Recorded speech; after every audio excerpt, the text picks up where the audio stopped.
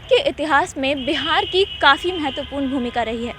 अगर इतिहास को खंगाला जाए तो एक बड़ा हिस्सा जो है वो बिहार से जुड़ा हुआ रहेगा। आपको बता दें कि स्वतंत्रता संग्राम के दौरान भी बिहार की धरती पर कई महत्वपूर्ण घटनाक्रम हुए। जब बात स्वतंत्रता संग्राम की होती है तो हमारे राष्ट्रपिता महात्मा गांधी की बात आना तो लाजमी है। नमस्कार, मैं हूं जूली। हमारे इस खास कार्यक्रम अपना धरोहर बिहार में आज हम पहुंचे हैं गांधी संग्रहालय में, और यहाँ पर हम आपको दिखाएंगे कि यहाँ पर गांधी जी के जीवन से जुड़ी आपको क्या क्या चीज़ें देखने को मिलेंगी। अगर आप पटना आते हैं, अगर आप बिहार घूमने के लिए आते हैं तो ये एक ऐसी जगह है जहाँ पर आपको आना ही चाहिए। चलिए हम आपको अंदर घूम कर दिखाते हैं कि इसके अंदर आपको क्या क्या जानकारियाँ मिलेंगी।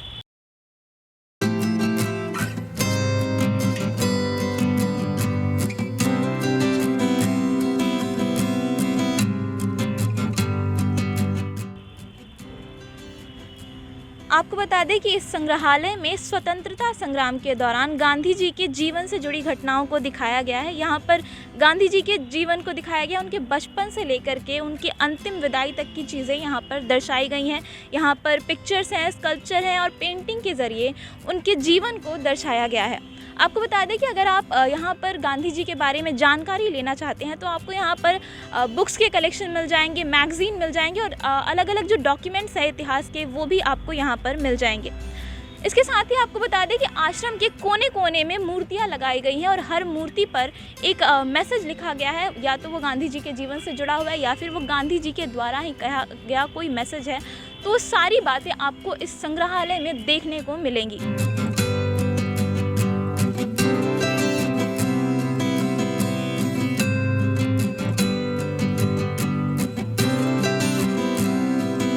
तो हम मौजूद हैं इस वक्त गांधी संग्रहालय में और मेरे पीछे आप देख सकते हैं ये एक मूर्ति है। आप जैसे ही गेट से अंदर घुसेंगे आपको ये मूर्ति दिखाई देगी और ये मूर्ति जो है वो बिहार में एकता को दर्शाता है। जो अलग अलग धर्म के लोग एक साथ यहाँ पर रहते हैं वो दर्शाता है। और साथ ही यहाँ पर नीचे में एक मैसेज लिखा गया है जो कि खुद गांधी जी ने कहा था। इसमें लिखा गया है कि हिंदुस्तान उन सब लोगों का है जो यहाँ जन्मे हैं और जिनका लालन पालन यहाँ हुआ है, तथा जो किसी दूसरे देश की ओर निहारते नहीं। इसलिए ये देश हिंदुओं का जितना है उतना ही पारसियों का, यहूदियों का, हिंदुस्तानी ईसाइयों का, मुसलमानों का और दूसरे गैर हिंदू जमातों का है। तो ये मैसेज इस पे लिखा गया है और ये मूर्ति बनाई गई है जिसमें आप देख सकते हैं कि सिख है, ईसाई है, हिंदू है, सब लोग आपस में गले मिल रहे हैं। यानी कि एक तरीके से भारत में जो एकता है, अनेकता में एकता, उसको दर्शा रहा है।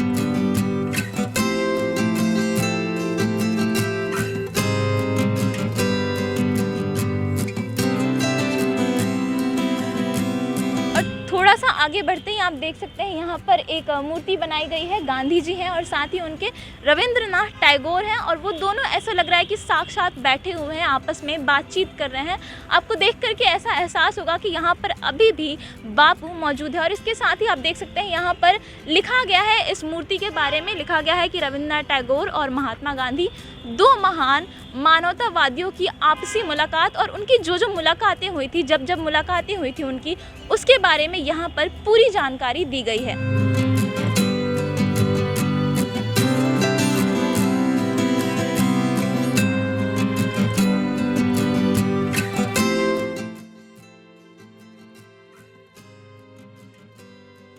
इसके बाद आपको मेन एंट्रेंस के सामने, ठीक सामने आप देख सकते हैं कि दो प्रतिमा बनाई गई है। एक महात्मा गांधी की है, वो हाथ में कुछ लेकर के पढ़ रहे हैं, और साथ में उनकी पत्नी जिन्हें हम बा कहते हैं, महात्मा गांधी को बापू कहा जाता है और कस्तूरबा गांधी को बा कहा जाता है, उन दोनों की मूर्ति आपको यहाँ पर देखने को मिल जाएगी। आपको बता दें कि कस्तूरबा गांधी का भी बहुत ही महत्वपूर्ण योगदान रहा था भारत के स्वतंत्रता संग्राम में, और उन दोनों की प्रतिमा गांधी संग्रहालय के मेन गेट के ठीक सामने लगाई गई है, जो कि आकर्षण का केंद्र है। गांधी जी के 3 बंदरों के बारे में तो आप सभी ने सुना होगा। यहाँ पर गांधी संग्रहालय में आप देख सकते हैं कि गांधी जी के जो तीनों बंदर हैं जिनके बारे में बात की जाती है, उन तीनों की मूर्ति बनाई गई है। जो पहला बंदर है उस पर लिखा गया है, बुरा मत कहो, बुरा मत देखो और बुरा मत मानो। दरअसल बापू का ये मानना था कि भले ही हम कुछ बुरा ना करें, लेकिन अगर हमारी संगति बुरी रहती है तो उससे भी असर पड़ता है, और इसे लेकर के उन्होंने 3 बंदर का ये उपदेश दिया था, जिसका मूर्ति यहाँ पर आप देख सकते हैं। यहाँ पर आप मेरे पीछे देख सकते हैं कि गांधी जी के शहादत की जो कहानी थी उसका आई विटनेस यहाँ पर एक लिखा गया है। उनके निधन के बारे में पूरी जानकारी दी गई है। साथ ही हम आपको दिखा दें कि दूसरी तरफ आप देख सकते हैं कि दीवारों पर गांधी जी द्वारा कही गई बातें लिखी गई हैं, उनके कोट्स लिखे गए हैं और उनके संदेशों को दिखाया गया है। उनके बारे में तमाम जानकारियाँ दी गई हैं।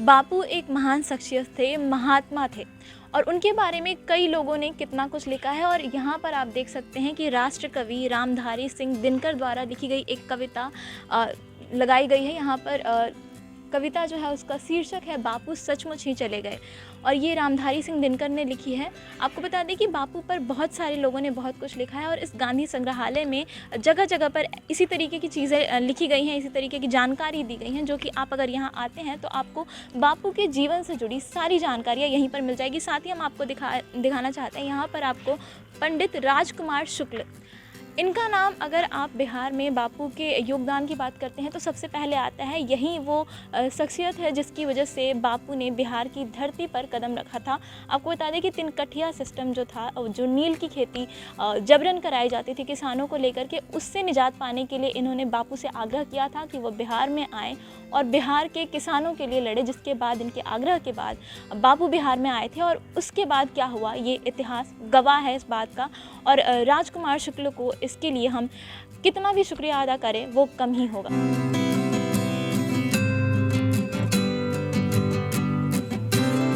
यहाँ पर आप देख सकते हैं कि आर्ट के ज़रिए सत्याग्रह को दिखाया गया है। यहाँ पर किस तरीके से बापू ने बिहार में आकर के किसानों के हक के लिए लड़ा था, जो उनसे ज़बरदस्ती नील की खेती करवाई जाती थी, उसको यहाँ पर दर्शाया गया है। साथ ही आपको हम बता दें कि अंदर एक म्यूज़ियम बनाया गया है जहाँ पर बापू के जीवन से संबंधित सारी जानकारी है। आइए हम आपको अंदर चल के दिखाते हैं कि इसके भीतर क्या कुछ है।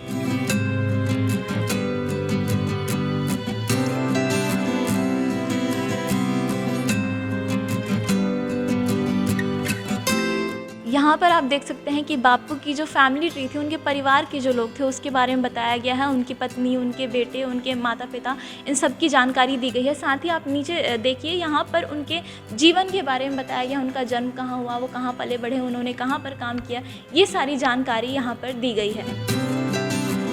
साथ ही आप देख सकते हैं कि दीवारों पर महात्मा गांधी के जीवन से जुड़ी जानकारियाँ दी गई हैं, उनकी तस्वीरें दी गई हैं। अलग अलग जो घटनाक्रम हुए थे स्वतंत्रता संग्राम के दौरान, उन सब के बारे में जानकारी यहाँ पर आपको दीवारों पर लिखी हुई मिल जाएगी। साथ ही आपको बता दें कि सामने आप देख सकते हैं वहाँ पर कर्मभूमि, बिहार मेरी कर्मभूमि नाम से एक चेंबर अलग से बनाया गया और यहाँ पर बापू के काम के बारे में बताया गया। इसके अंदर भी चल करके हम आपको बताते हैं कि क्या कुछ है। तो यहाँ पर हम आपको बता दें कि वो सारी जानकारियाँ दी गई हैं जो कि महात्मा गांधी ने बिहार में आने के बाद जो काम किया था, जो अहिंसा की लड़ाइयाँ लड़ी थी, उन सब की जानकारी इन दीवारों पर दी गई है। साथ ही तस्वीरें भी लगाई गई हैं ताकि लोगों को समझने में आसानी हो।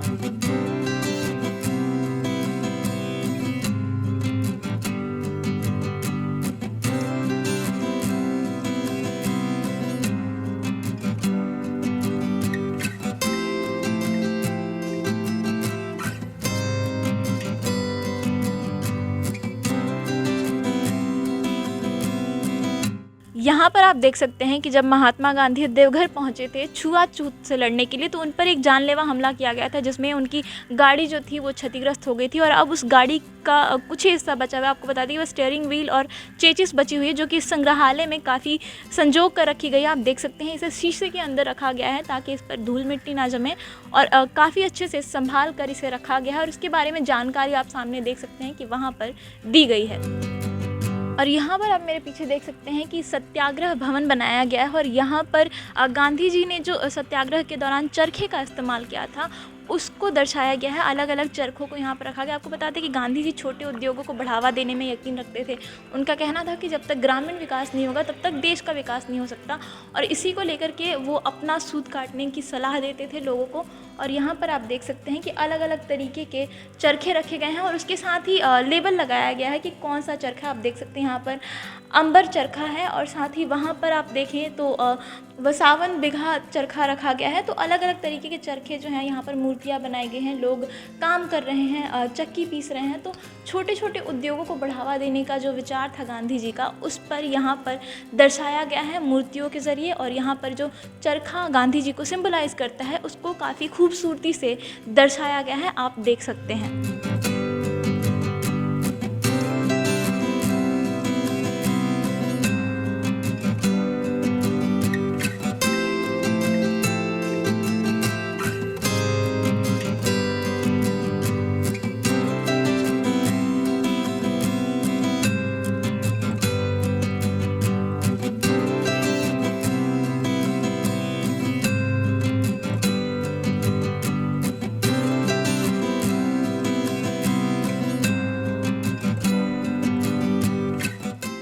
तो मैंने आपको दिखाया गांधी संग्रहालय के अंदर की सारी चीज़ें। और ये एक ऐसी जगह है बिहार में, आपको बता दें कि पटना में गांधी मैदान जो है उसके पास में ही है, उससे थोड़ी दूर पर है ये। और अगर आप यहाँ पर एक बार आके अच्छे से घूम लेते हैं, यहाँ पर जो मैसेजेस लिखे गए हैं उन्हें आप पढ़ लेते हैं, तो आपको बापू के जन्म से लेकर के उनके अंतिम दिनों तक की सारी जानकारी मिल जाएगी।